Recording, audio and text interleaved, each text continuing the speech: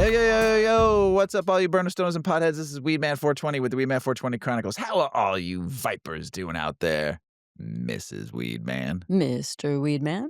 How are you? Whoa, I'm well. How are you? Fantastic, I should say. I love it. Hey, all you vipers out there in the world. Hope you're smoking some big fat doinks while you're listening to the show. Mrs. Weedman and I are about to get normal with some Vegas candy. And this was a cut that came from our friend Midwest Terps, but Mrs. Weedman and I grew this beauty outdoors to a lovely 7-foot plant, and we're finally getting to smoke it after the cure. And I tell you what, Mrs. Weedman I smoked it last night, and we were high. Very high. Definitely rates high on the aroma Oh, yes. and flavor. Oh, yes. So the Vegas Candy Cannabis strain is a hybrid, often noted as a 50-50 balance of slightly sativa dominant, known for its sweet, fruity, and grassy aroma, and high THC content. It's a cross between Super Buff Cherry 26. THC content typically ranges from 22 to 25%, or sometimes even higher. Aroma and flavor, caramel, berry, tons of citrus, and grassy for sure, with an herbal undertone. The appearance, it produces dense buds that are often described as purple. It was starting to get purple. We cut it probably about a week early. We had to. Yeah, it was getting a little too so dry outside and so just. And there were storms due. Yeah, and it was about to get cold. We were at the end of grow. So we got a little nervous, but it still had purple leaves. Didn't get the full purpleness that I would have liked to have seen, but it was such a pretty trichome, just frosty nugs. It was amazing. So the effects, users can expect a blend of both indica and sativa effects, offering a relaxing and potentially uplifting experience. It has been associated with general enjoyment, relaxation, and potential pain relief. I will tell you this. We smoked this last night. Mrs. Weedman and I had phenomenal conversation. So many laughs and fun little one-liners, and it was a great strain for something new we haven't smoked yet, and it was a lot of fun. This show had my brain buzzing last night when I was working on the show. I was really, really, really into the show, putting together the show last night. I was coming up with these one-liners going, ooh, sounds good, but I don't know if I should say that. It was kind of funny. This is phenomenal. So I'd like to thank Midwest Terps for the cut. I really appreciate it. It is a phenomenal strain. And if you come check us out at the Urban Legend Cup this Sunday, I may have some with me that I'll be rolling some joints with and some doinks with for some people. So while I smoke, Mrs. Weeman's going to tell you about 8decades.com, her baby. Yes. Swing on over to 8decades.com. That's EIGHT, not the number. It is the number, but spelled out. 8decades.com. We created the 8 Decades brand as an extension of the Weedman 420 Chronicles podcast to continue our advocacy through products that are just meant for the cannabis consumer. Stop stashing your goods, put them out on your table. They're super durable, lifelong smoke set, lots of cute accessories. We have hemp clothing from Young Maven, just lots of goodies. Yeah. And we also have Weedman 420 swag. So swing over if you haven't signed up for our newsletter. That is like a non-existent newsletter because I'm a ding-dong. I've sent one. But it was a very good one. I'll get around to it. But Yes. sign up for the newsletter, and eventually you'll get one, maybe. Christmas time, maybe. Yeah, New Year's. And you will get, for sure, free shipping on your first order. I can guarantee that. So check us out at 8decades.com, and you'll also find your Weedman 420 swag there. Yeah. Also, the temperature here in Chicago dropped, and 8 Decades has phenomenal beanies, scarves, a Weedman beanie. Yep. Also, great sweatshirts and hoodies. It is cold. Chicago all of a sudden went from 60 to 29 degrees in a matter of 48 hours. And snow on the ground. Crazy weather here. So, also, 8 Decades has a new partner alert. Ding, ding, ding, ding, ding, ding, ding. New partner alert. Cookies, Bolingbrook, Illinois, located at 190 South Weber Road, Bolingbrook, Illinois, for the best selection of cannabis flower, edibles, vapes, and concentrates, along with fantastic sales and savings. If you're a local Bolingbrook resident, show your zip code for some extra savings. I'd like to thank Amanda, John, Dennis, and the whole team for our partnership with Cookies Bolingbrook. So check out Cookies Bolingbrook, and you get to see up close and personal the 8 Decades brand. Go support Cookies Bolingbrook, everybody. And I'd like to thank them and all of our partners across this great state of Illinois for taking a chance on 8 Decades and showing some love to us. We appreciate you. So also, the last commercial, the Urban Legend Cup. 3 days until the fun starts. On a dark, stony night, legend has it that Bigfoot and the Loch Ness Monster were visited by a ghost that shared with them the dankest nug ever grown. Now, these legends are forever on a quest to find who grew the legendary nug, and maybe it's you. The Urban Legend Cup brings together cannabis growers and enthusiasts alike for a day of friendly competition, a flower celebration, all to determine who is growing the dankest bud in Chicago. Urban Legend Cup, 3 entries are now open with home grower, pro grower bracket. All skill levels are welcome. Entry runs through November 13th, which the show may already have aired before you get a chance to, but November 13th is the last day for entry, with drop-offs all over Chicagoland. You have plenty of chances to enter. All entries receive a cannabinoid test, and each of the 6 category winners receive a custom Hetty Glass trophy from Otto's Glass. Otto's the man. New to 2025 is the VIP judging experience hosted by our friends over at Made Gallery. Judges samples using the Ganjier informed grading criteria and judge yourself who is the urban legend. Go to highfocusmedia.com/HLC for full details and tickets. Use the code for 10% off any ticket, all caps, Weedman. We're looking forward to November 16th at the Urban Legend Cup. We'll be at Kaiser Tiger, rolling doinks. Mrs. Weedman will be preaching the 8 Decades lore, and we're looking forward to seeing all the vendors and all the people we get to know and talk and roll doinks. Come and try some of Mr. Weedman's new bud. And then I also have some bud from some other growers I know. Probably. Yeah, I mean, it's a growers event. So I'll probably have some from Igneous. I'll probably have some really Big good. Earl. If I have any Midwest Terps left, I do have his cut, so you get to try his cut. And if you are a home grower or somebody that's entered the contest, and you come over our table and you give Mr. or Mrs. Weedman a nug, enough for us to roll a joint, could be just one nice nug, give us your name, your handle, and the nug's name and where we can find the information about the bud. And we, as we always do, the rule is if you give me a bud, we smoke it on the show. So if you're a grower out there and you want us to try your weed on the show, please, please, please give us more weed. Doesn't have to be a lot, just enough to roll a joint. So if you have 2, 3, 4 strains you want to give us a nug for, we'll smoke and throw you shout outs. We love it. We love spreading the good word and the love for all your hard work and what you get to grow out there, whether you're a cultivator in the industry or you're a home grower or a traditional market grower. We love you. So just throw us some weed and we'll smoke it and have a good time doing it and tell everybody about you. So let us know. The weather. What a fucking turn of events, huh? Here in Illinois. In Indiana too, Michigan, Oh my everybody got gosh. whacked. That lake effect snow, all of a sudden we heard it was coming, but they couldn't predict how much was coming, right? Someone Yes. said 3 inches. Oh, maybe it'll be 6 inches. Oh, wait, maybe it might be 12 inches. We don't know. We got about 2 inches, right? Yeah, I would say. 2 inches. But then all of a sudden the temperature dropped, and I felt like it was January, February. I was like, what the hell And then is everything going was on? ice. Yeah, everything was ice. But we're supposed to get 60s on Friday, so Go figure. Welcome to Chicago. welcome to Illinois, baby.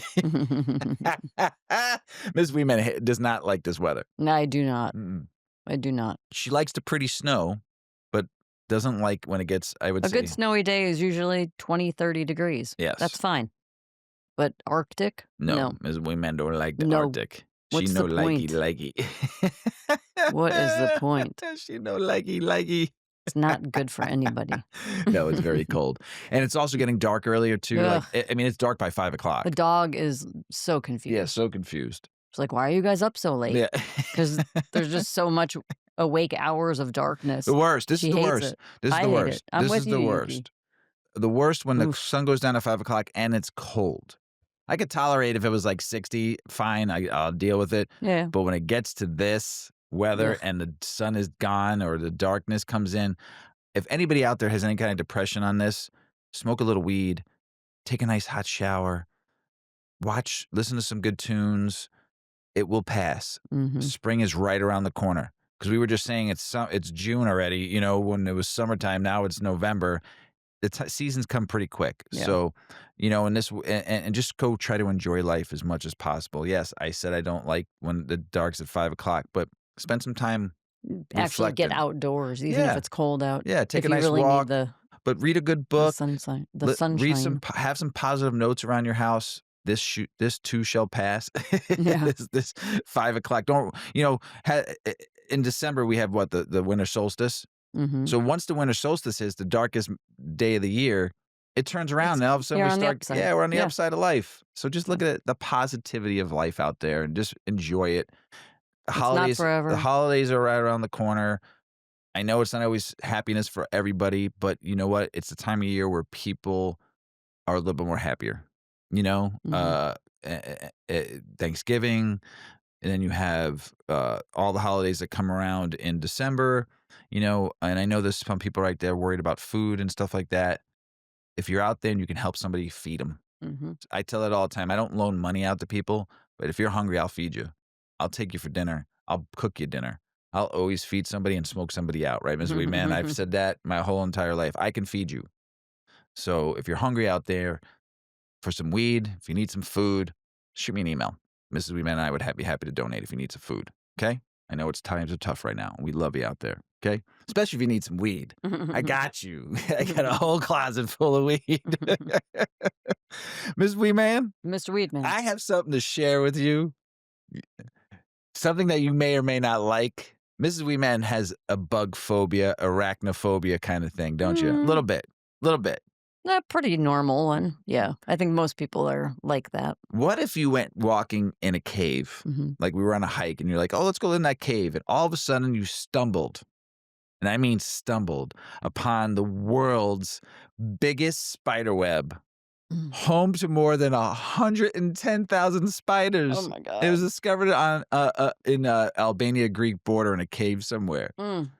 And Oh, they said one of like, the if world's you crashed into that, oh, I think I would itch for the rest of my life. I'd be like, "Ah." this thing was huge, and there was holes, like, every, like, 2 or 3 inches, holes with a spider sticking out. Okay. Mm. Big spiders? All different sizes, and they said probably one of the world's largest spiders lived in there somewhere. Mm. 110,000 of them. Not like How do they count? ten Did thousand. someone go in, They like, predicted, I think, like, probably they try to ugh, count. I don't think they messed with here's the crazy thing. The web stretches 106 square meters ugh, along the wall of a narrow, low-ceilinged passage near a cave entrance. And it's a jumbled of thousands of individual funnel-shaped tissues, the researchers noted. This is the first evidence of a colonial behavior in two common spider species and likely represents largest spider web in the world, mm, said leading study author Istvan Juric, associate professor of biology at the Hungarian Sapientia University of Transylvania in Romania. So there is a Transylvania. You always wondered, didn't you, where yeah. Dracula, if there Oh, was I really a know there's Transylvania? one. I Yeah, know. Transylvania. So in Of Romania. course, that's where the spider web is. Yes, of course, The and Dracula was largest. right behind it. Count Dracula, I've come to suck your blood with my spider nest. The natural world is still Ugh, countless surprise in store for us, Uric told Life Science in an email. whoa. Um, yeah, there's a picture of these spiders, I and they are not Nope, small. I don't During need the to see visit it. to the cave, Uric and I his don't need to colleagues see it. estimated there were about 69,000 specimens of the T. domestica and more than 42,000 specimens of the P. vagans. DNA analysis for the new survey also confirmed that these are the dominant species in the colony, Uric said. Mm, The sulfur cave spider colony is one of the largest ever recorded, and the species evolved were not previously known to congregate or cooperate in this way, Uric said. T. domestica and P. vagans are widespread near human dwellings, but the colony is a unique case of two species coexisting within the same tissue structure in these huge numbers, he said. It is important to preserve the colony despite the challenges that may rise from the cave's location between the two countries, Uric added. In the meantime, researchers are working on another study that will reveal further details about the inhabitants of the sulfur cave. ugh. We're gonna get to know more about who they are and why they coexist, how What long would you they've been do? there. What would you do if all of a sudden, like, seriously, we If talked I about it. walked into If that, you walked into that, what the would you do? that would be like the equivalent of like being dropped off the side of a boat in the pitch black dark, even in the middle of the day, into like the middle of a body of water. That and a bag of spiders would just I'd have a heart attack. I would just have a heart attack. Be like, I'm just dead. I would Oh, I shit. would wave my flag. I'd just go out. I'm like, you got me. Oh my You got god. me. I got nothing. Nothing. Could you imagine walking into that? I'd freak the hell Like out. if your face hit it and you're like, oh, what was Not that? And just like you face. turn You not just your and it's like, face, your whole no, body's engulfed in it. spiders. Your whole body, you walk into that You know, web. like those angry spiders that look like they're gonna jump on you. The ones with their legs that Yeah, go, yeah, "Come here, and they actually come have, like, eyes, here." and they're like, "I see you." When you're about to kill them, they're looking at you, Oh, you and they're kill like, spiders? How dare you? imagine that, like a whole pack of them at Uh, your head. how about 110,000 of Mm. I them? think you would probably have nightmares about that for a long time. But it Nightmares? didn't say that it broke open No, or no, no, they no. got They didn't wanna break it open. They they wanna leave found the it, like, yes. intentionally. Yeah, I don't even think intentionally. They were going to Hike. go through this cave. There were Ooh, scientists to just find out more about the sulfur cave, and oh, they they were walked researching the in. cave. They walked in, I and missed that part. there's that I was preparing for the spiders. Dang. You ready to get the show Yeah, started? that's a lot, that's Let's a lot. Mrs. Wee-Man's gonna have nightmares tonight. No, I'm not, She's gonna wake up, "Oh, but spiders!" mm, I call them speeders because they run quick as fuck. mm. They shouldn't be called spiders, Yuki likes speeders. to eat them. Oh, Yuki likes to chase them. She likes to eat any bugs that are crawling on the floor. She's Mhm. Yuki. She's over Buggies. there on the chair over there sleeping. So, all right, let's get the show started. Alright. The soil in cannabis is grown and affects THC and CBD and terpene levels, federally funded study shows. Hey, friends, ready to get nerdy and elevated? We're looking at a cool study from the folks at the U.S. Department of Agriculture, the USDA, and Penn State College of Medicine. Shows the soil your cannabis grows, and yep, the actual dirt under the roots matter. Can have a big impact on THC and CBD, other cannabinoids, terpenes, flavonoids, esters, and so much more. Researchers picked up hemp cultivars, one called Tangerine and the other one called CBD stem cell. They grew them side by side in two different field conditions: a conventionally tilled field called CF, standard till the earth, regular soil prep, the old school way, and then a cover crop, no till field CC, with practices that promote soil biology, microbes, fungi, organic matter, minimal disturbance. The idea: same genetics, same cultivar, same location-ish, but different soil health conditions equals let us isolate soil role. So there's some findings here. Here's where it gets juicy for us growers and weed nerds. For the tangerine cultivar in the CF tilled setup, CBD levels were about 1.5% higher than the cover crop field for the cultivar.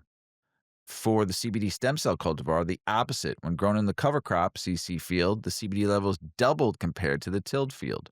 CBG, that precursor cannabinoid, you know how we love it, was 3.7% times higher in plants grown in the cover crop field for CBG stem cell. Wow, lovely. And get this, THC, the psychoactive mainstream player, was up 6 times higher in the tilled field, the CF for the tangerine cultivar.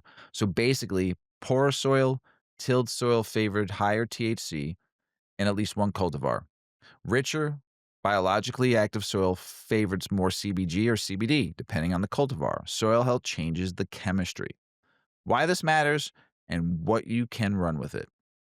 As a cultivator or consumer, this tells us soil is not just a medium, it's a major variable shaping how potent, how rich, how terpene flavored your final product is.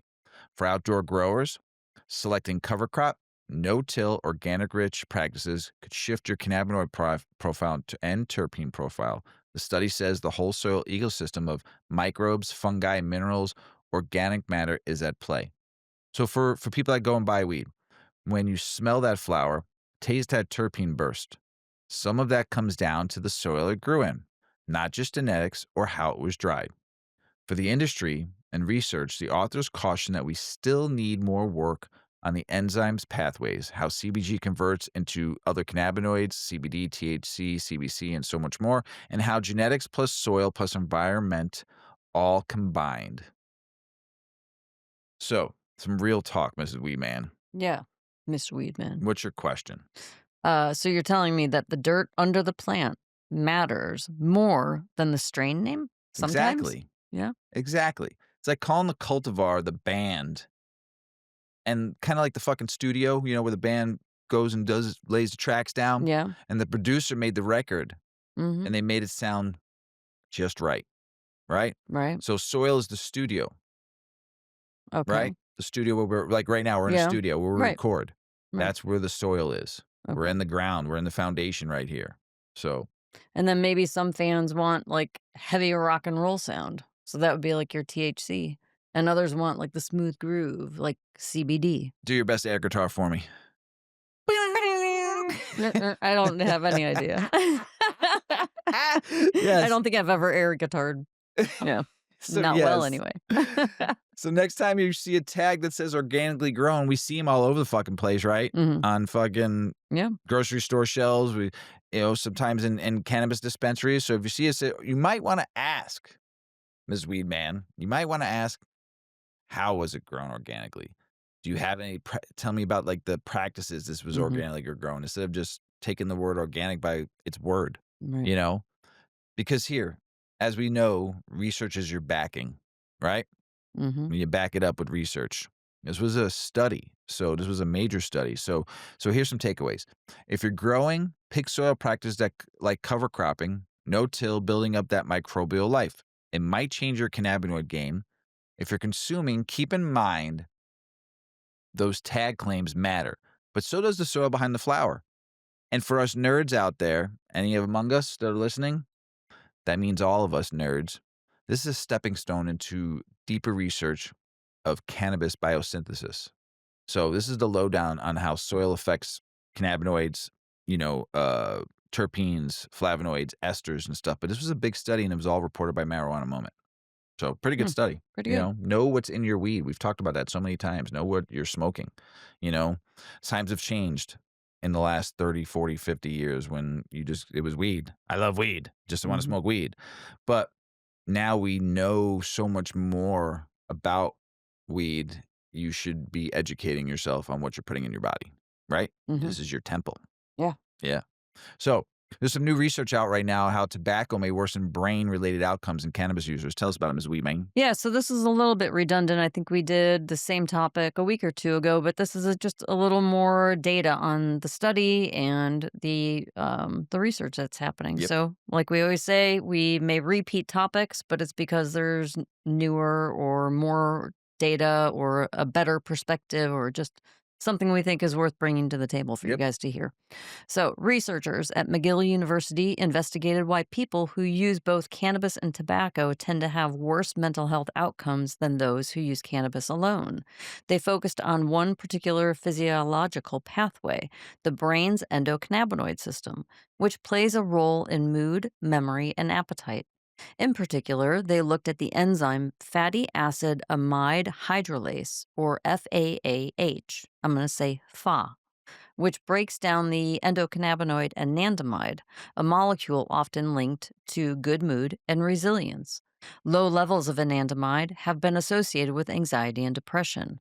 They recruited 13 regular cannabis users and split them into two groups: five people who used both cannabis and at least one cigarette daily, and eight people who used cannabis but did not currently use tobacco. They matched the groups for age, sex, and how much cannabis they used to isolate the effects of tobacco. Each participant underwent a PET scan using a tracer that binds to FA. The scans focused on six brain regions rich in cannabinoid and nicotine receptors. For instance, the prefrontal cortex, the hippocampus, and the cerebellum. They found that in the group using both cannabis and tobacco, FA levels were consistently higher across all of the regions studied.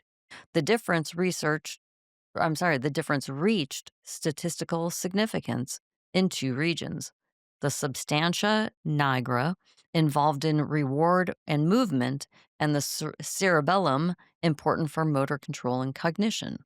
Additionally, they observed a positive correlation between the number of cigarettes smoked per day and FA levels in the cerebellum, where more tobacco used higher Fa. Curiously, there was no significant association between how much cannabis was used and users' Fa levels. Higher Fa levels mean more breakdown of anandamide, leading to lower levels of that beneficial endocannabinoid. The authors suggest that this could be the mechanism behind why people who co use tobacco and cannabis often face more severe mental health symptoms, like anxiety and depression, and find it harder to quit. In other words, using tobacco alongside cannabis may worsen brain chemistry in a way that magnifies risks. The authors stress several caveats. The sample size was very small, with only 13 participants, so findings are preliminary. They didn't include a tobacco only group or a non user control group. Therefore, it's unclear whether the Fa increase is due to tobacco alone or the interaction of tobacco and cannabis. The study didn't directly measure participants' mental health symptoms,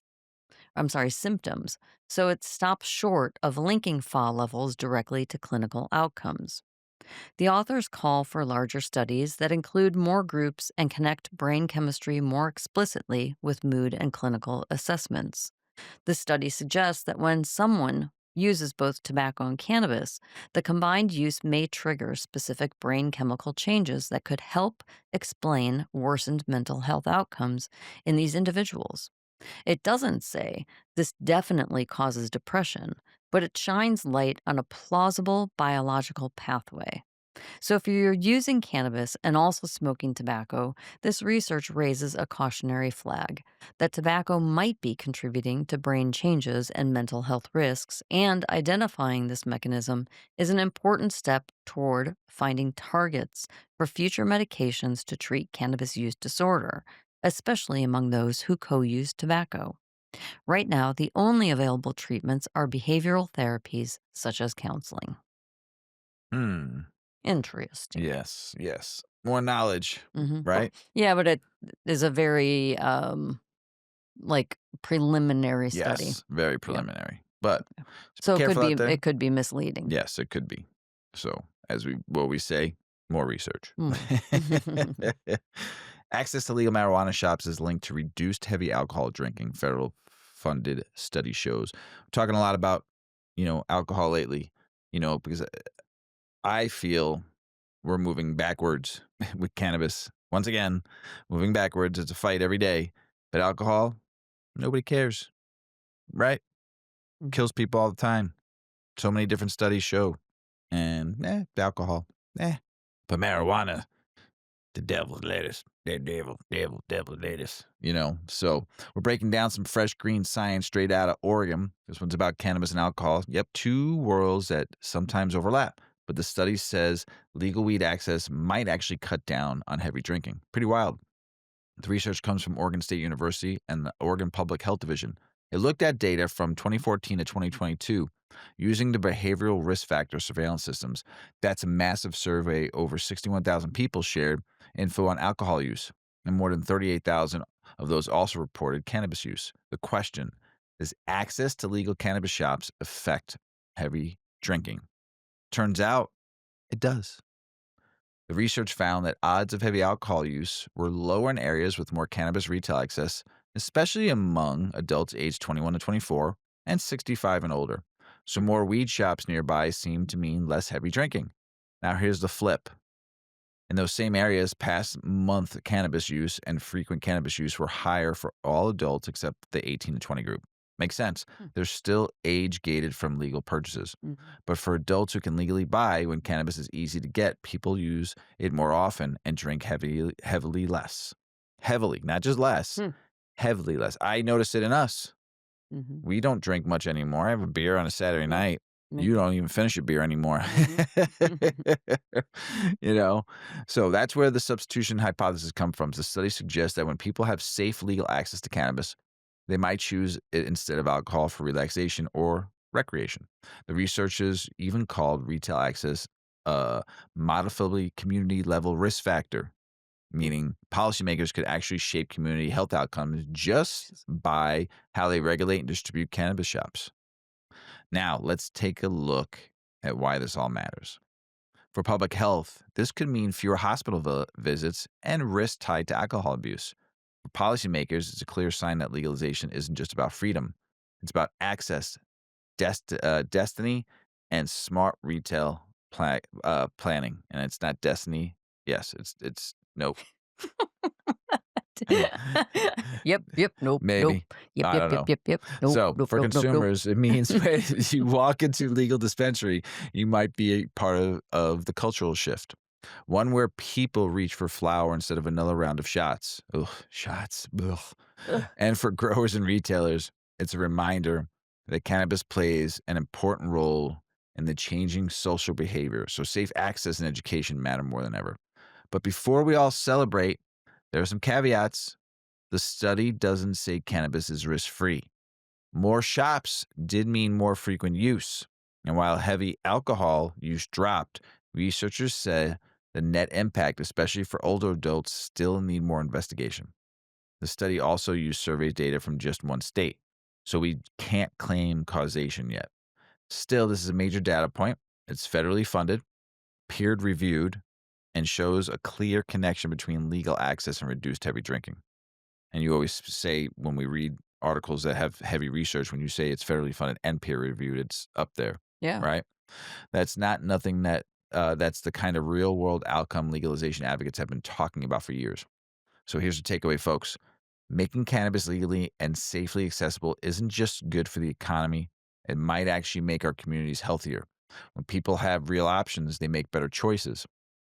So that's the breakdown on Oregon study showing access to legal marijuana shops is linked to reduced heavy alcohol drinking, as reported by Marijuana Moment.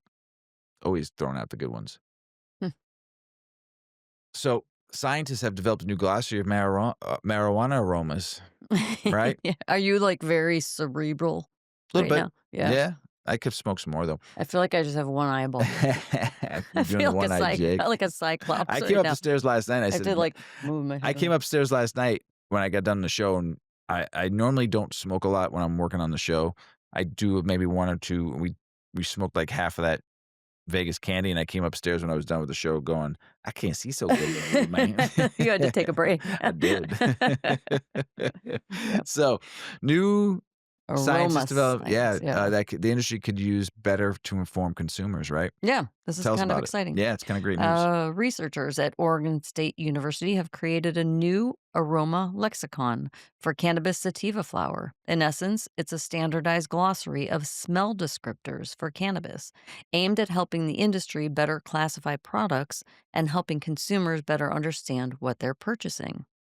The widely held assumption that terpenes are the chemical compounds often credited for cannabis's aroma, so the wildly held assumption that terpene profiles reliably predict smell is being challenged. This glossary is a foundational step to more standardized sensory descriptions rather than relying on vague strain names or broad marketing terms. Here's how the study was done. The researchers used a panel of 21 trained judges who smelled 91 different cannabis flower samples and selected aroma descriptors they felt applied. From there, the researchers developed a lexicon consisting of 25 defined aroma terms with reference standards.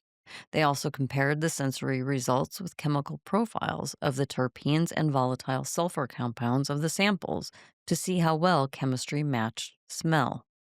And the findings: out of 8,075 descriptor selections across all samples, three aroma terms stood out as especially common: herbal, citrus, and woody. These three alone accounted for about 26% of all descriptors used. When it came to predicting smell from chemistry, terpene profiling did show distinct chemical clusters, but terpene profiles alone were poor predictors of how the flower smelled. For example, total terpene concentration did not correlate reliably with how often a given descriptor was chosen. The only terpene that showed consistent association with specific sensory descriptors was terpenoline, which was linked to citrus and chemical aromas. That surprises me. Another notable pattern: high THC and low CBD samples were more often described as skunky or musty and animalic. In contrast, low THC and high CBD samples were more likely described as citrusy, fruity, or candy like. This study signals that the cannabis industry may need better tools and more precise language to talk about aroma, and that just citing terpene content or strain name may not sufficiently convey to consumers what the flower will smell like. For a consumer advocacy or education or from a consumer advocacy or education perspective, aroma is one of the strong predictors of the subjective enjoyment of cannabis. So, helping users understand what they've purchased beyond just THC percentage or strain naming could improve customer satisfaction and reduce misleading marketing. For producers and retailers, a standardized lexicon means you can better communicate product characteristics, differentiate products, and perhaps also help guide breeding, harvesting, drying, and storage practices to optimize aroma profiles. The study mentions that ergonomic variables like farm origin, harvest maturity, and drying methods warrant further exploration too. So, what's next, you might ask? Well, the lexicon is in its first phase. The authors say that it's not yet a definitive standard, but it is a data driven start.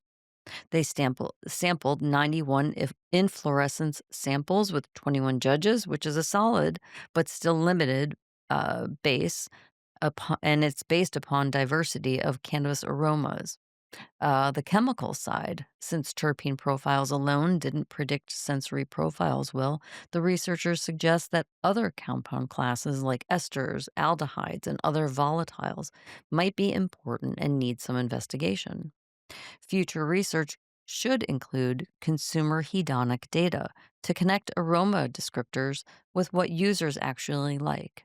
And larger, more globally representative samples are crucial. Here's what you should remember: smell matters, not just THC percentage. The scent of the flower is a meaningful part of the experience. The current approach of relying on terpene percentage or broad strain names might not fully capture how a product smells.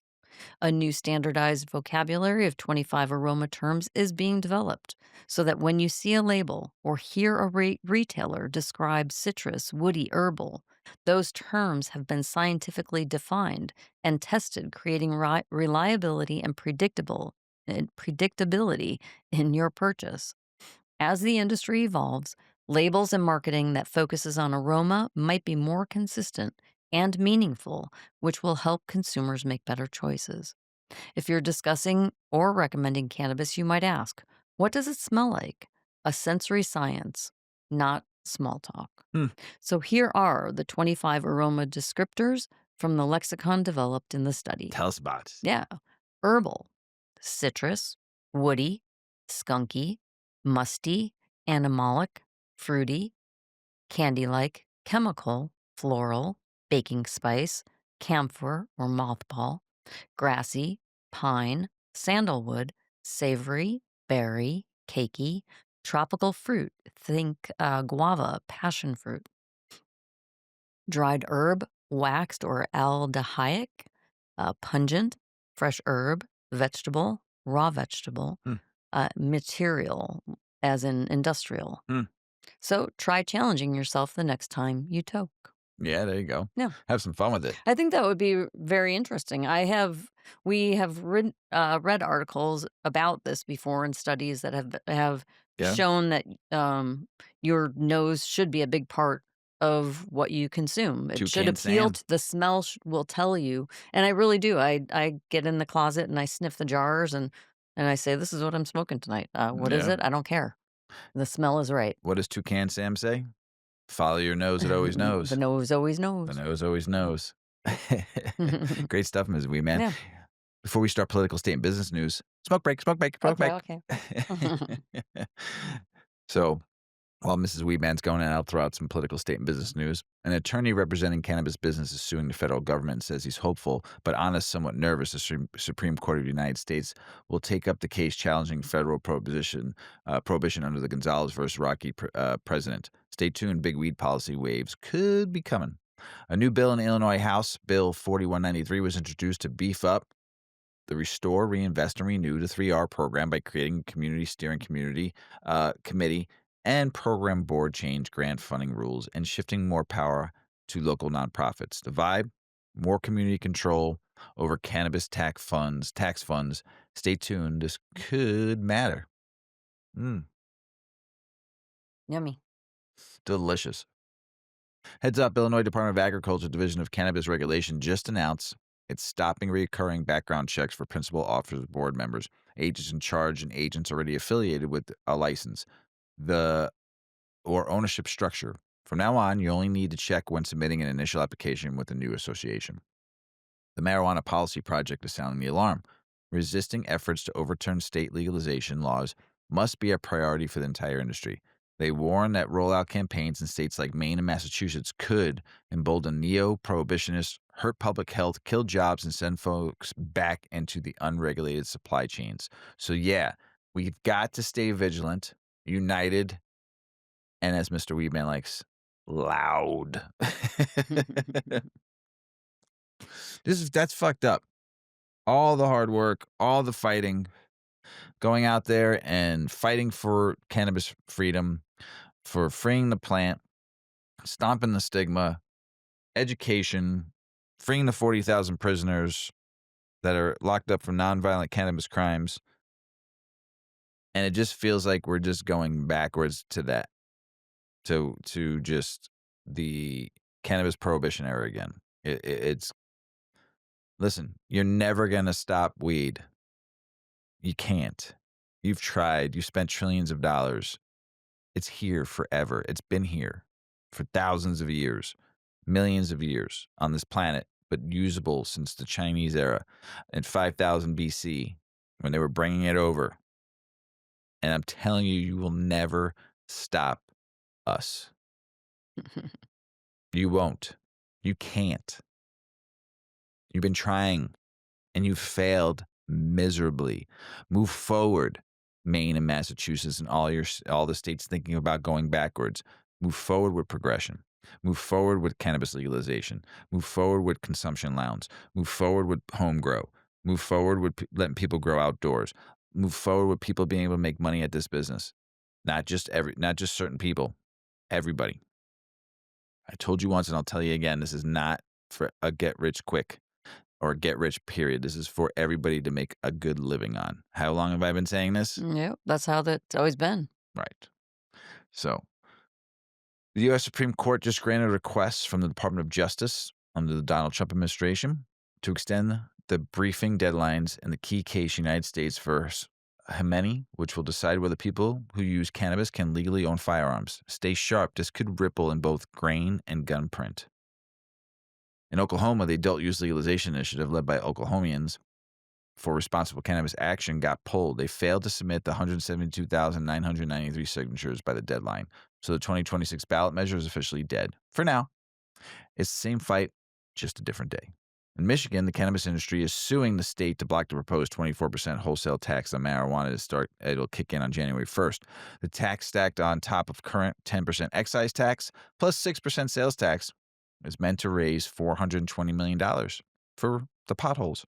But operators say it's unconstitutional and a black market magnet. This could be a major movement for the green game. I'm glad they're suing the state. Keep on suing the state. Keep on. More people sue. More owners come at you. More people go after what they just did to your industry. They don't deserve the money.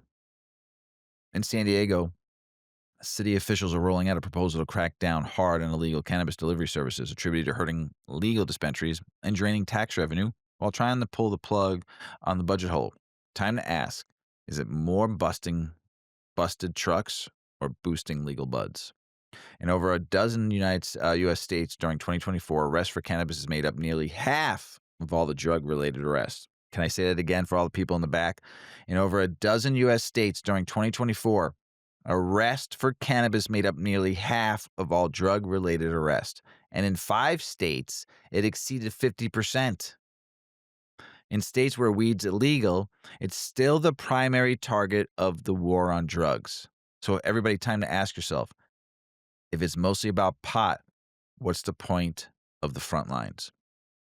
In Kentucky, lawmakers are raising eyebrows about legal medical cannabis gummies that look identical to buying a thing of Skittles. Andy Bescher says the state's program is flexible and will take a look at packaging so it looks like medicine, not candy. In Nebraska, the Nebraska Medical Cannabis Commission declined to change the draft regulations despite 590 plus public comments urging looser rules. So in Nebraska, you're going to have no flower, no vaping, tight plant counts, strict controls. Looks like the voters said yes to medical cannabis, but the regulators hit the brakes. Stay tuned. Sometimes the green wave turns into the drip, the slow drip. According to a recent Gallup poll, about 70% of Americans support legalizing cannabis. Even though support among Republicans has dipped, the vibe, weeds mainstream, the culture shifted. But party politics? Mrs. Weedman, stand up. Okay. Can you do the hokey pokey with me? Do the hokey pokey and you turn yourself around. That's our government clowning around. Do the hokey. If you're not on YouTube, Do you the didn't see Mr. and Mrs. hokey Weedman pokey. doing the hokey pokey. I miss that. That was like block parties as a Yeah, kid. I know. Bring back the hokey pokey. Turn yourself around. That's what it's all about.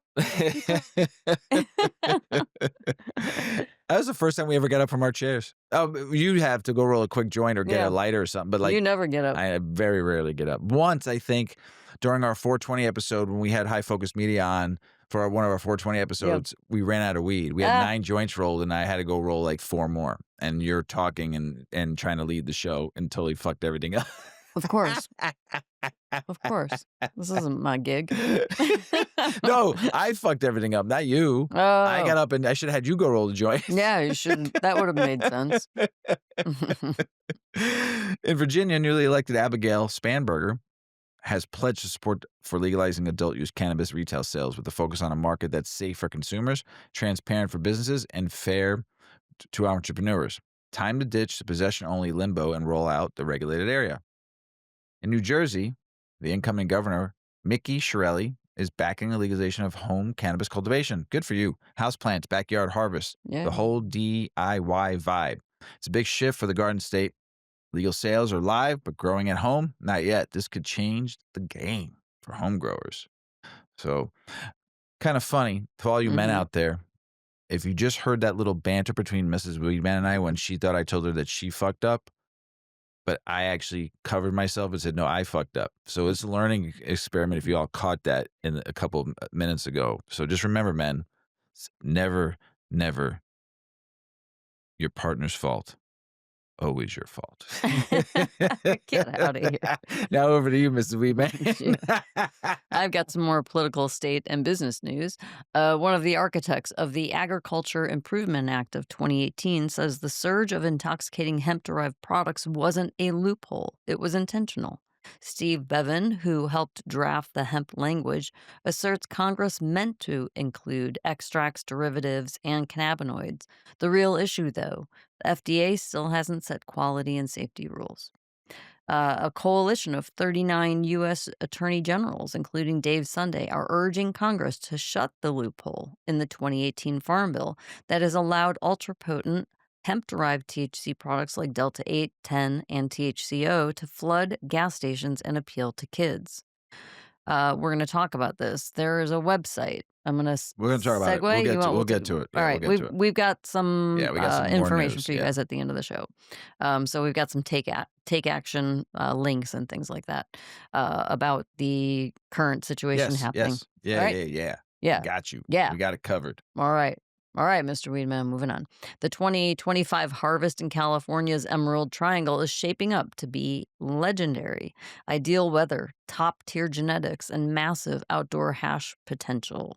If the green gods are smiling this year, those legacy growers might just remind everyone who taught the world all about dank. Support for federal cannabis legalization among Republicans has dropped from 55% in 2023 down to just 40% in 2025, the lowest level since 2015. What the heck is going on? Ugh. A major trade group, including Coca Cola, Nestle, and General Mills, is pushing Congress hard to ban intoxicating hemp THC products. They say the 2018 Farm Bill's hemp loophole opened a wild west of Delta 8, Delta 10, and other cannabinoids. So now we have the snack and soda giants acting as the hemp police. Yeah, because they're suffering. Fuck them guys. They just don't want competition. In Nebraska, Attorney General Mike Hilgers has publicly labeled cannabis as a poison and warned people who buy it from Nebraska's Omaha Tribe Reservation, where the tribe plans to have legal market. They do so at their own peril, he says. What a drama queen. In South Dakota, the medical. I mean, really. Hey, Mike Hilger, You're a you're a drama fucking queen. drama queen. Mrs. Weedman said so.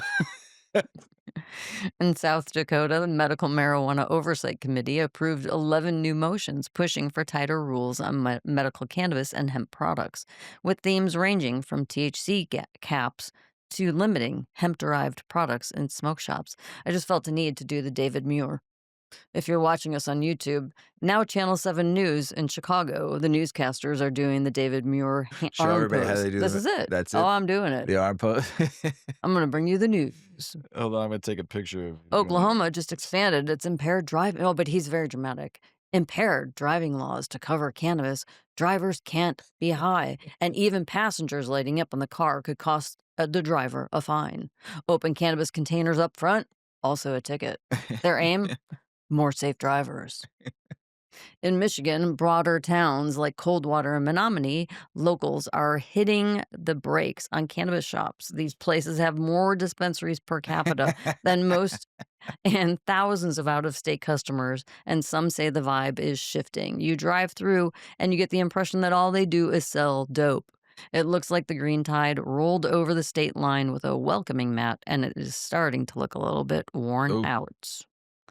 In Missouri, the Missouri Department of Health and Senior Services is shaking up its cannabis microbusiness program, filing amendments to crack down on predatory practices like frontmen, exploitation of social equity licenses, and loopholes letting in ineligible players.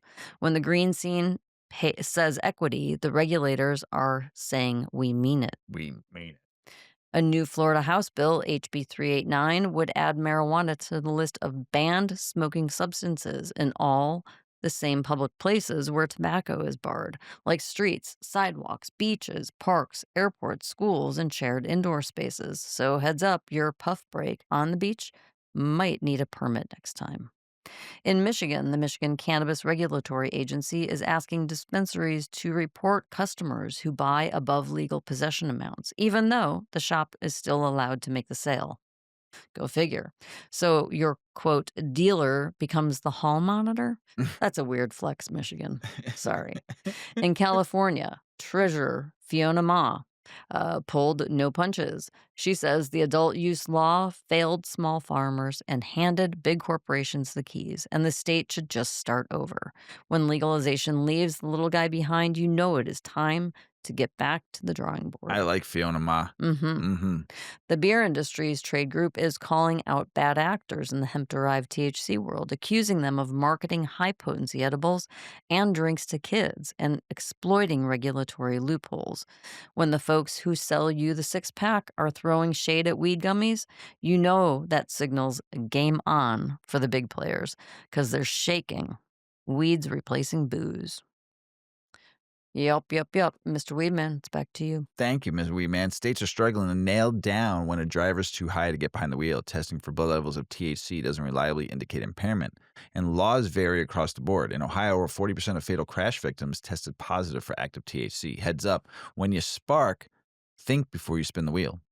Cureleaf's CRO Robert Ciccarone says New York is poised to become the best cannabis market on the planet, citing late-stage rollout, New York City's culture, and gripe or the West Coast saturation. Oof, those are some harsh words. At the business summit, he noted, get ready, California, you're going to be mad about this. At the business summit, he noted New York brands have edge in flower, while California brands may dominate edibles. Hmm. Really? I don't know anybody in the Green Triangle, Humboldt County. I think we could put you to the test on just them alone will Right, wreck right. your shop. I don't know what you're talking about. Just because you left California, Cureleaf, you didn't like it over there because everybody knew you're a punk. You went to New York, you ran in New York instead. So don't call out California flower, some of the best in the world. They are known for their grow. I will always stick up for California weed, baby, right there. In Nebraska, the Omaha tribe says it can legally sell medical cannabis, but the state government is threatening to block Nebraskans from buying in on tribal land. Sovereignty meets state drag.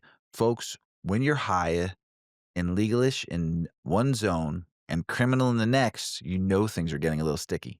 In San Antonio, a 1-year-old girl ingested cannabis edible, and the man caring for her, 22-year-old Jacob, was arrested and charged with reckless child endangerment. When your sugar berry gummy turns into Tyler's surprise snack, yikes! Keep the edibles locked up, folks. It's fucked up. That's what gives cannabis a bad Bad name. name. Yeah, Yep. stuff like that. Normal just announced its 2025 cannabis consumer survey, inviting users and non-users alike to share their thoughts on rescheduling, expungent, and product excesses. Survey closes November 15th. One lucky participant will win $100. Hot take could honestly help make the law. Might as well hit the link while you're chilling. Massachusetts is edged closer to allowing social cannabis consumption spots, bars or lounges where you buy and blaze at the same time. The draft rules would make Mass the 11th state to go this route. Soon you might drop in a high pub instead of just a high tea. But if they go backwards on their laws, this ain't even going to happen. I don't know how it Mm. could happen. So, in Wisconsin, multiple Democrat candidates for governor are backing the cannabis legalization, and not just for fun. They want to tax the weed and use it as revenue to expand broadband access across the state. So, yep, smoke a joint, surf the web. Wisconsin might make it happen. That'd be cool. Use it for the people. A new poll finds Ohioans support opening more cannabis shops in the state, and they believe it boosts the economy. Time to tap the green market, Ohio style. Federal officials just revised sentencing guidelines, shifting from duty quantity to role someone played.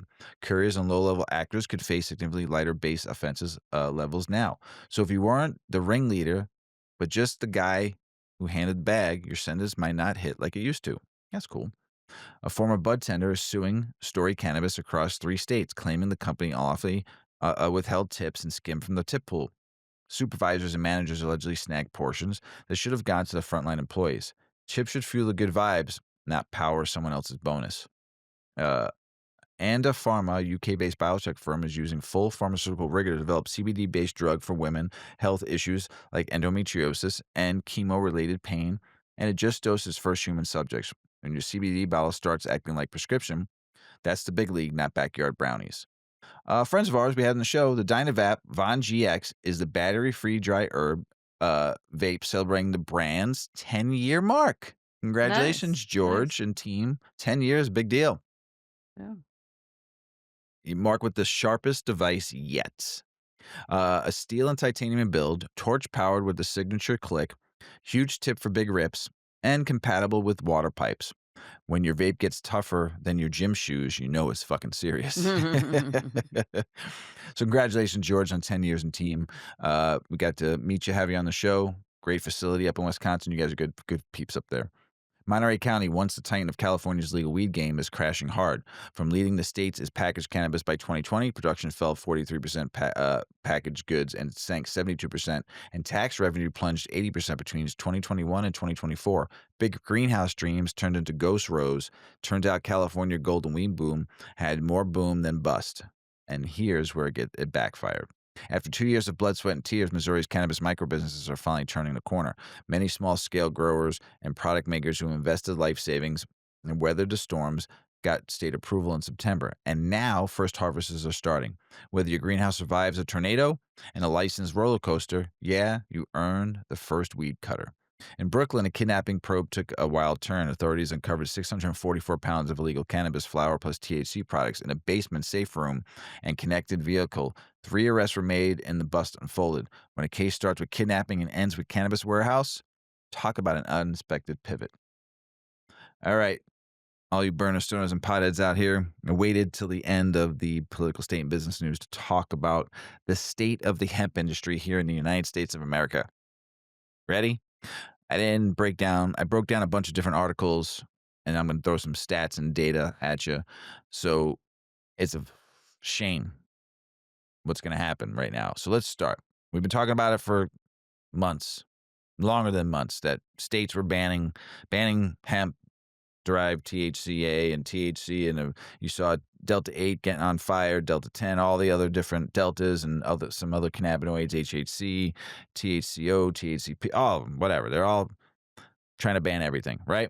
Well, now the government's shut down for 40 days, about to open back up with the signing of this clean, whatever they call it, a CR, and in they snuck the hemp law, the reconfiguration of the 2018 hemp bill. So let's talk about a couple things here. The Senate just cleared a big spending bill that includes a sweeping ban on THC rib hemp products, but GOP Senator Rand Paul isn't going down without a fight. He's filed an amendment to strike the provisions and may stall the whole bill if the leadership won't play ball. When one senator says you're killing jobs and the rest say you're blocking government, tensions get extra smoky. I saw his speeches on the House floor, on the Senate floor. He was ripping up, man. He killed it for the hemp industry. So if all you were out there, give a little shout out to Rand Paul out there. Senator Ted Cruz, not a big fan, but whatever, is throwing a shade at the federal THC ban provision, saying that one size fits all approach ignores state nuance and it disempowers voters. He backed Texas's own path with age limits, synthetic THC bans, and local control over blanket bans. The deal to reopen the government just dropped a bomb on the hemp world, okay? Donald Trump is backing the provisions that would ban nearly all hemp-derived THC products, redefining hemp to exclude anything over 0.3% THC. So the president, who legalized hemp back in 2018, is now trying to wipe most of it out. Classic. Fucking classic. This is going to kill Minnesota. A federal shutdown deal draft could kill Minnesota's booming THC seltzer and edible industry, says local experts. Don't forget, they just went wreck. They're still not even there yet. One store's opened up. Cultivation's not quite there yet. All these breweries that are making THC hemp drinks. The provision of this would ban, and it would destroy Minnesota's THC seltzer. And there's so many breweries. It's a huge market. Mm-hmm. And more than a dozen lawyers tied to hemp businesses are slamming a congressional push to ban nearly all THC-rich hemp products, calling it overboard and disastrous. They argue it would punish responsible commerce, wreck state regulatory systems, and decimate hundreds of thousands of jobs. Not just Minnesota, Florida, Texas, all the states that cannabis is still illegal in, that you can get 10 milligram gummies, or you can get THC drinks in the Carolinas and Tennessee. You were just in Tennessee not too long ago. What did you see?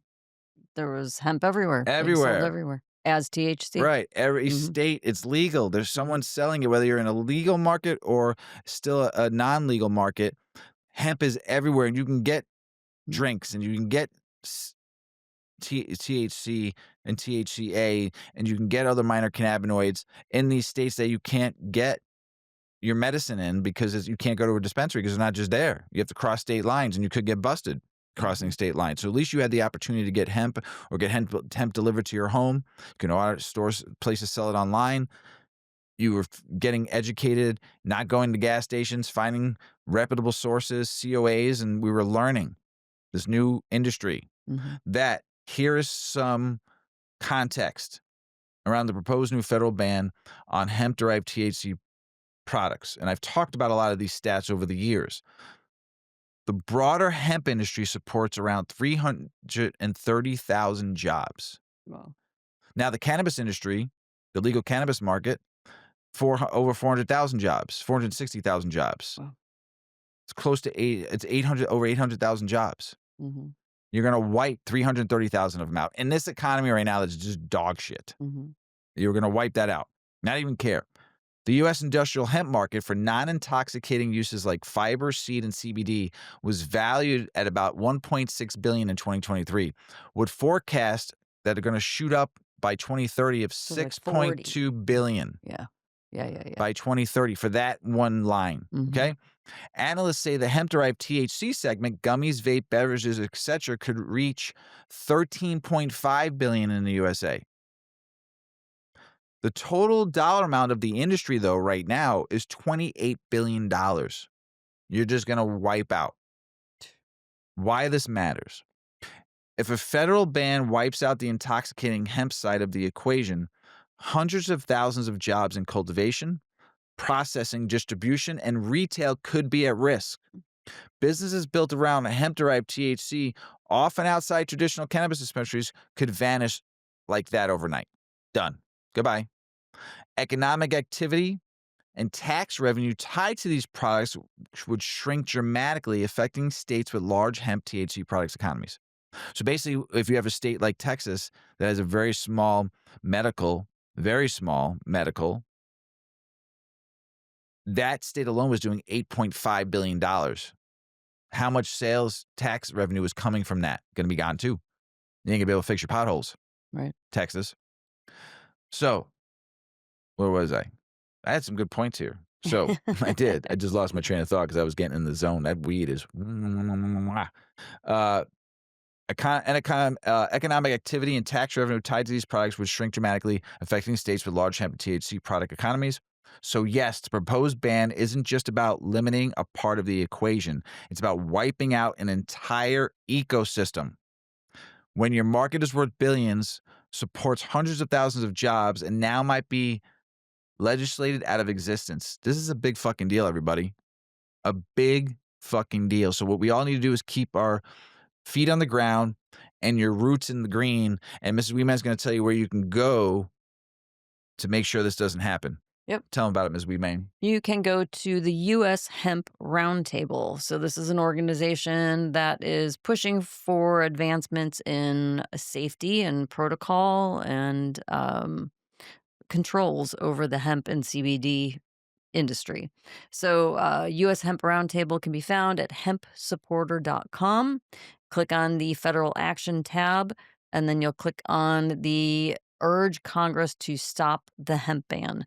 And it's super simple. There's a pre-formatted letter. It is already connected to the people it needs to go to. It is asking you to effectively, you're going to use your voice to protect access to hemp products. Ask your senators to stop the ban on hemp and vote yes on Senator Paul's amendment today using the form, and then call Capitol Hill switchboard and request to speak with the office of your senators today. Their number is 202-224-3121. And then here on the website, there's a message. It's already composed. It says, "Hemp helps. Vote yes with Senator Paul." And it outlines all the things that it needs to outline to help protect the hemp industry. And there's a whole message formatted. You enter your name, address, email address, and boom, it gets sent off to everybody. I mean, it will take you 3 minutes to read it and enter, and hopefully, I read that every senator has to get him that has to agree for it to move forward or to get banned.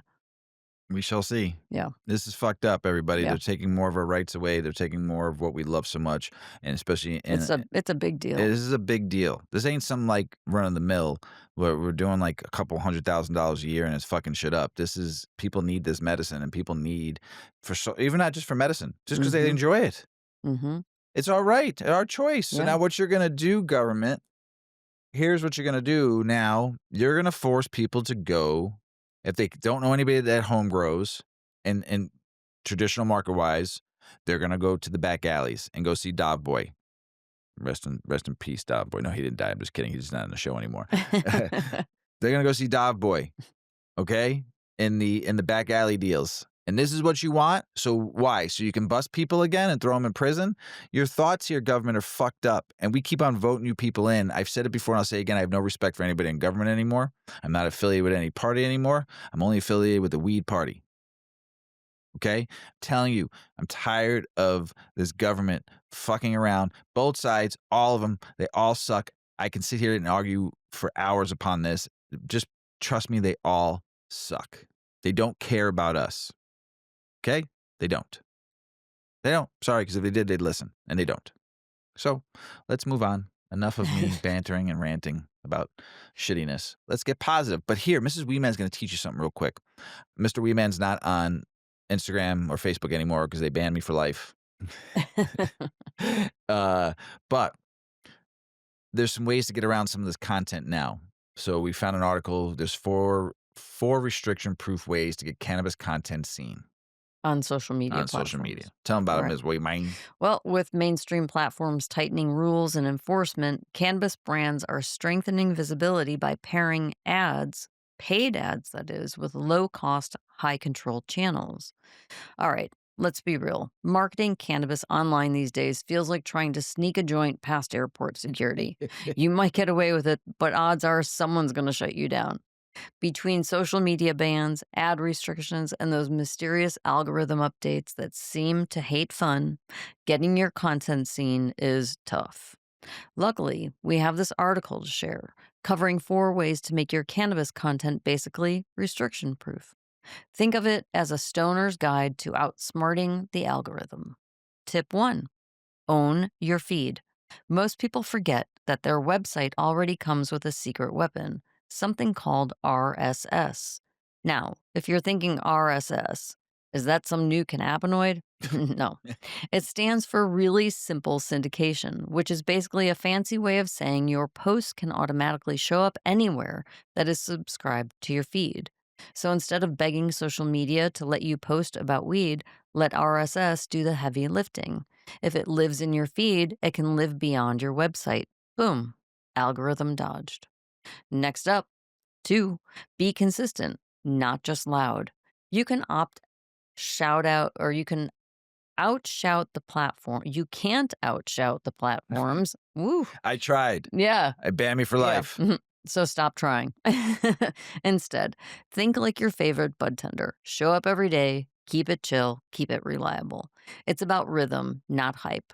A steady blog, a weekly email, a regular post, it all adds up because in the end, your audience doesn't need fireworks. They need to know you're still there when the smoke clears. 3, borrow somebody else's crowd. Dispensaries, retailers, your buddy who runs that cannabis cooking blog, they already have followers who trust them. So team up, write a co-blog, do a joint newsletter. Pun very much intended. And tap into their audience. It's like the marketing version of passing the joint around. Everybody gets a hit. And finally, the toughest one: don't let your ego drive the content bus. Translation: sometimes the post you're so proud of, the one your perfect branding and your clever captions, it flops. Meanwhile, a goofy meme you made in 30 seconds is a total hit, Oh my right? God, yes. So listen to your audience. If they share it, save it, tag their friends, that's your signal. They're basically saying, hey, more of this, please. So here's the big takeaway: you don't need to fight the algorithm, just sidestep it. Own your content channels, stay consistent, share the mic with partners, and let your fans tell you what hits. That's how you keep your cannabis brand visible, authentic, and most importantly, restriction proof. And honestly, if you can pull that off without getting shadow banned, you deserve a trophy, or at least a nice fat joint. Love it. Love it. Hopefully that helps. Yeah. Did it help you, Ms. Weeman? Yeah, I think Nice. that's good. Nice. Yeah. International news. BioVax Unlimited, VA Subway Breath Life Science just locked in an exclusive deal with Cureleaf International to import, manufacture, and distribute the Q medical inhalation device, the QMID, for medical cannabis liquid inhalants in Australia, set to launch November 1st, 2025. So it did. Shout out to Tez. In Sierra Leone, a deadly synthetic drug called Kush, not the cannabis kind, is devastating youth, while the government says full cannabis legalization isn't on the table yet. Acknowledges the crisis may spark reform. When Kush makes the real weed look like mellow cousin, you know the debate just flipped its grip. The Expo Cannabis Brazil 2025 lands in Sao Paulo from November 14th to the 16th in Sao Paulo Expo, Latin America's largest cannabis fair, packed with research, live music, policy forums, the new B2B cannabis business hub, and more than 300 exhibitors. If you thought business trips were boardrooms and bad hotel coffee, try Brazilian ganja galore, sweets, reggae, and flower all in one hall. Canada's budget 2020-25 targets a hefty $4.4 billion in savings over 4 years by reducing the reimbursement cap of medical cannabis from $8.50 to $6 per gram for veterans and Royal Canadian Mounted Police members. So yeah, the government says, thanks for your service, but hands you a smaller cannabis budget. In Germany, The government backed a full legalization and instead unveiled a watered down cannabis plan. Possession up to 25 grams is okay. Private cultivation allowed, but widespread shop sales? Nope, not a nilch. The shift came after talks with Brussels, so Germany's going half green. Grow your plant, puff the bud, but don't expect to stroll into a weed shop just yet. Fine, home grow. Everybody learn to grow, or find people that know how to grow and support them. I love this. This is when a country just gives you the old fuck you. Meta is getting a red card from Brazil. Red card. The Brazilian government says Meta must reinstate nearly 50 educational cannabis related accounts or face legal action. Mm. When a country tells a tech giant stop muting weed voices or gets sued, you know the algorithm just tested its boundaries. If every country did this, not because it's just weed, because it's weed. People want it. Let other countries, if the United States went to fucking Mark Zuckerberg and just said, "Hey, Zuckerberg, we're going to ban you for 90 days, close you down for," you know how much money he would lose in advertising revenue? If you don't allow free speech and people who support cannabis, whether it's federally legal or not, we're not going to shut you down because of that, because it's people's right to freedom of what they want to say on Mhm. your platform. As long as it doesn't offend anybody, harm anybody, Yeah, bully but anybody. somebody made the rules, right? Fuck the rules. Zuckerberg. Mexican But pre that's the problem. yes. Mexican President Claudia Sheinbaum slammed the idea of war on drugs that focuses on killing traffickers and fascists, illegal and counterproductive. She argues past wars only boosted violence.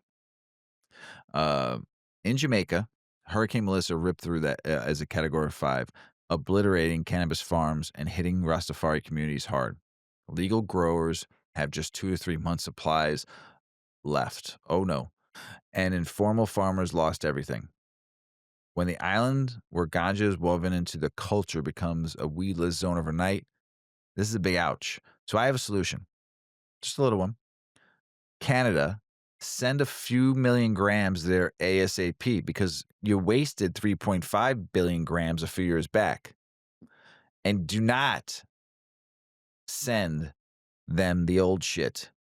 Give them the freshie. Because here in the US, we should do it, but we suck.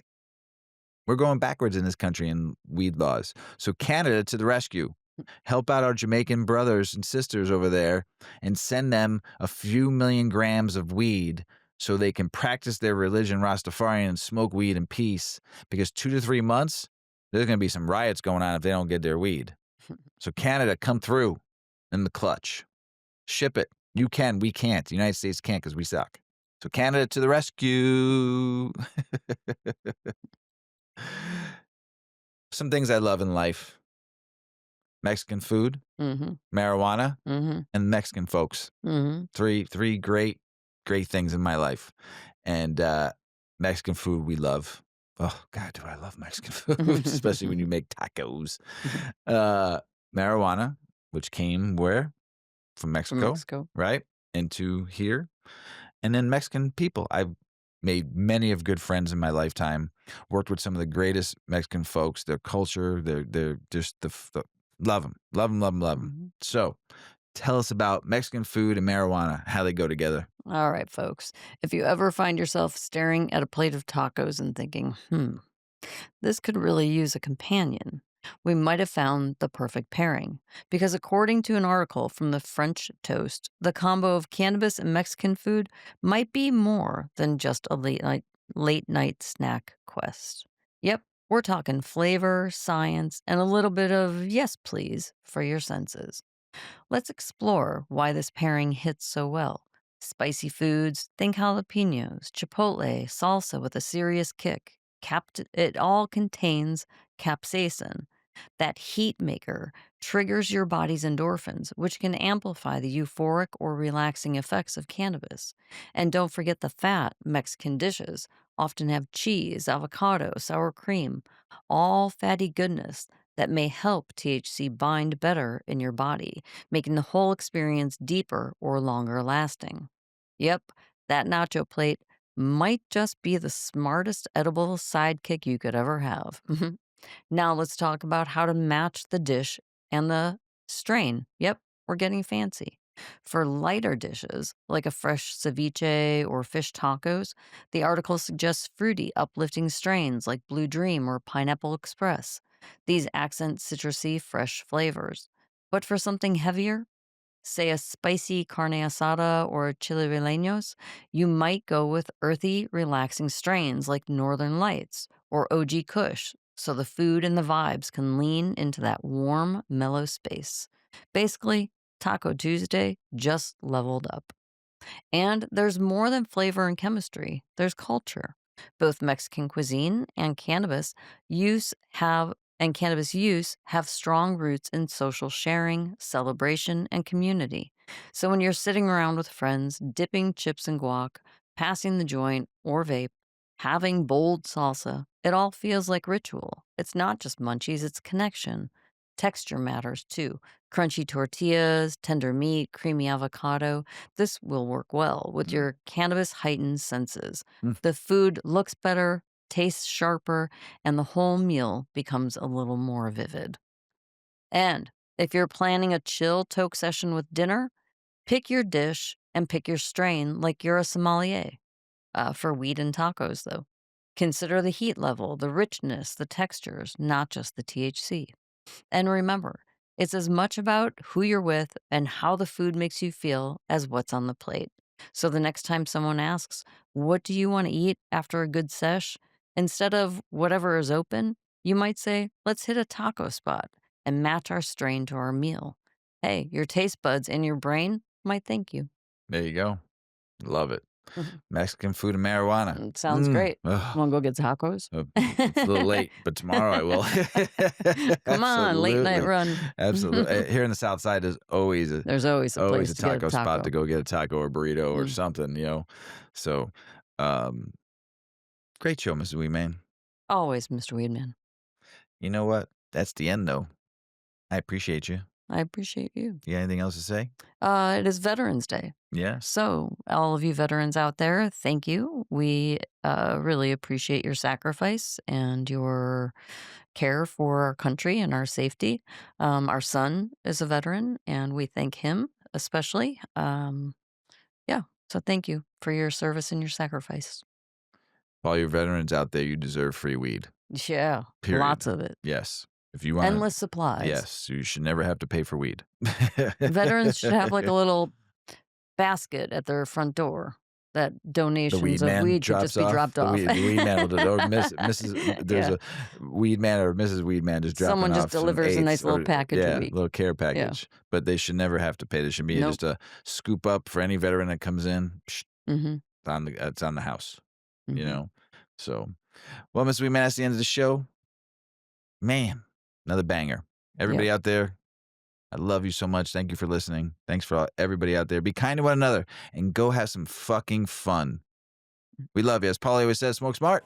Puff, puffing away. Puff, puff, pass. Check out our cannabis lifestyle brand online at 8decades.com. Our custom smokes and accessories are perfect for your coffee table, bedroom nightstand, or kitchen counter. They're designed for you to show them off. The Canna community is also loving our hemp and cotton blend t-shirts, sweatshirts, scarves, and hats, finished off with our 8 Decades logo. We've got some awesome long-lasting goods that will be your favorite for years to come. 8 Decades, because a ninth decade of cannabis prohibition isn't acceptable.